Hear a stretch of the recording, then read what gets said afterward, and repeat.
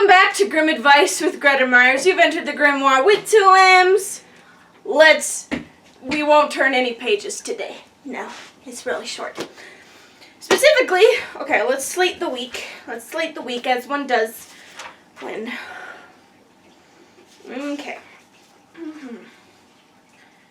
Okay. Today we have stories about snakes. 3 of them. Then the poor miller's boy and the cat. The 2 travelers, Hans the hedgehog. Ah! I love hedgehogs. I'm sorry. Okay. That's 1, 2, 3, 4. And the shroud. That sounds ominous. Alright. Here we are. Without further ado, stories about snakes. First story.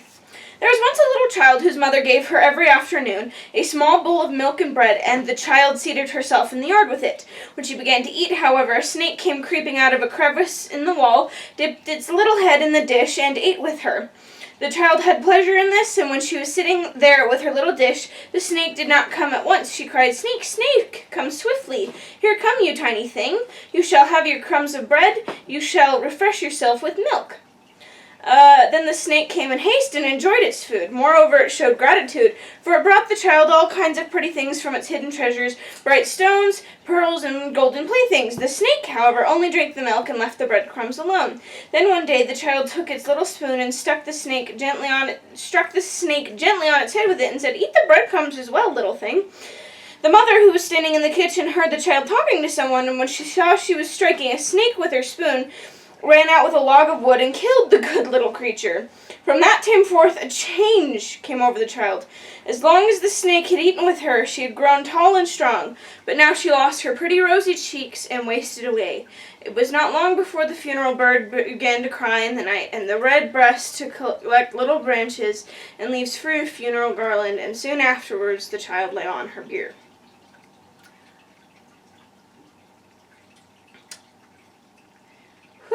Second story. An orphan child was sitting on the town wall spinning when she saw a snake coming out of a hole low down in the wall. Swiftly she spread out beside this one of the blue silk handkerchiefs which snakes have such a strong liking for, and which are the only things they will creep on. As soon as the snake saw it, it went back, then returned, bringing with it a small golden crown, laid it on the handkerchief, and then went away again. The girl took up the crown. It glittered and was of delicate golden filigree work, but it was not long before the snake came back for the second time. When it no longer saw the crown, it crept up the wall, and in its grief smote its little head against it as long as it had strength to do so, until at last it lay there dead. If the girl had but left the crown where it was, the snake would have certainly brought still more of its treasures out of the hole. Third story. A snake cries, "Hew, hew, hew, hew." A child says, "Come out." The snake comes out, and then the child inquires about her little sister. "Have you not seen little red stockings?" The snake says, "No, neither have I. And I am like you." Hew, hew, hew, hew, hew, hew. Okay, starting with that third story.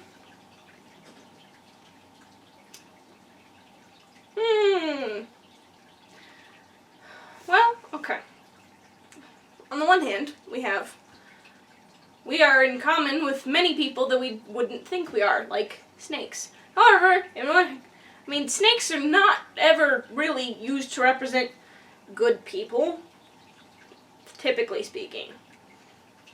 As far as I'm concerned, they're really only used to represent bad people, and nowadays, if someone's being backstabby and behind the back talking and all that, we typically call them a snake. So on the one hand, there's the idea that, we're all alike, and we all have more in common than we think. That's good. But, on the other hand, snakes will try to get you, right, they'll be like, "Oh, I have in common with you, we're the same." And they don't. Well, they do, but or maybe they don't. Maybe they're faking. Maybe they're just using that to get to you. So, I don't know. Don't trust snakes. Okay, the second story. Goodness! That was so little excessive! It's just My cool thing is gone. I'm going to bash my head against a wall until I die because I'm so sad. But what? Okay. On the one hand, we should not mess with a situation until we have all the information we need. And then even then, we should be like, wait, and just like wait a little bit, just to be extra sure. As long as we have that option, like if it's necessary, act. On the other hand, don't mess with the crown until just wait a minute and see what happens. Or put it back. That's on the one hand. On the other hand, there are little things that happen in our lives that really, really don't mean much. But then it happens, and then they go away or whatever, and they change, and then we're like, well, this is it. This is the end. And it will just make things worse for ourselves. So on the one hand, don't be the kid, but on the other hand, don't be the snake! Okay, first story. That honestly made me so sad. Okay, first off, it takes up a minute for that kid to build up this trust with this snake, and then they both have this mutual trust thing going on, right? And it's great. It's good. To the point where she gets playful. She's like, come on, man, eat the breadcrumbs, you'll be fine too. But then the mom hears this, and without understanding the full situation, she kills it. Oof. And she kills it. How many times are we, on the one hand, it is a very important thing for if you think your child or someone you care about is in immediate danger, it is very important to fix that immediately. To be like, nope, you're in danger.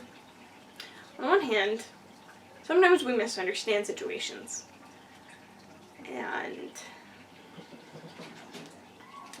sometimes we misunderstand situations.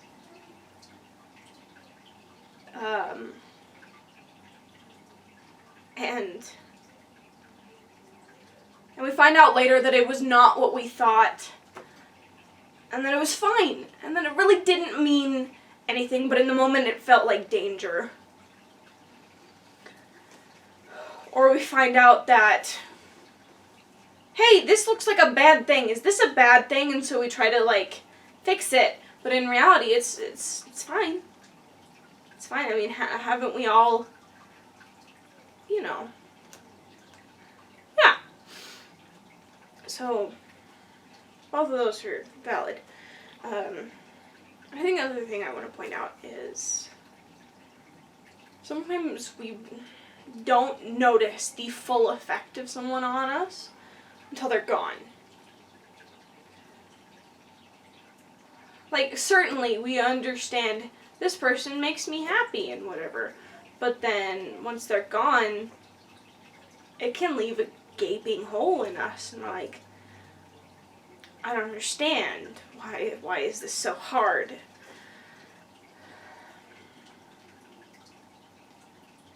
And on the one hand, again, try to realize how much people mean to you. Especially before you let them go. If you're do I need to keep this person in my life? Okay. I don't know. Okay. On the one hand, people can be toxic. And you're like, well, no, I want to keep them because they made me happy a month ago.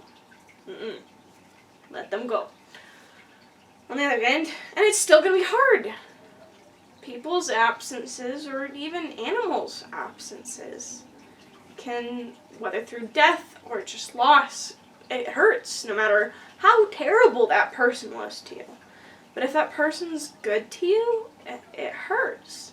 So on the one hand, really try to recognize and appreciate what that person does for you while they're there. Because you never know when, you both change and you leave, or you get to keep them, and it's amazing. Or you don't, and it's sad. But you live. unless you're like that one snake and you bash your head against a wall. Don't do that. On the other hand, I really don't think, I think there's always a part of it that I don't think you can recognize without them, the absence of them. Even if they're gone for a week on a trip, or, like, absence makes the heart grow fonder, right?